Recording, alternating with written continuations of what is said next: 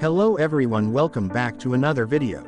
If you're new to the channel, please don't forget to like and subscribe. In this video, we will walk you through on how to bypass Telegram's suspicious login on your device. Go to Play Store and make sure you are using the latest version of Snapchat.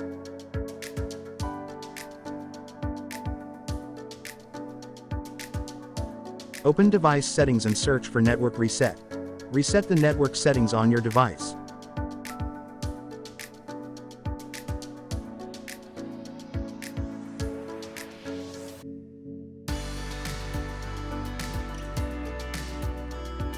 Go back to the Snapchat application.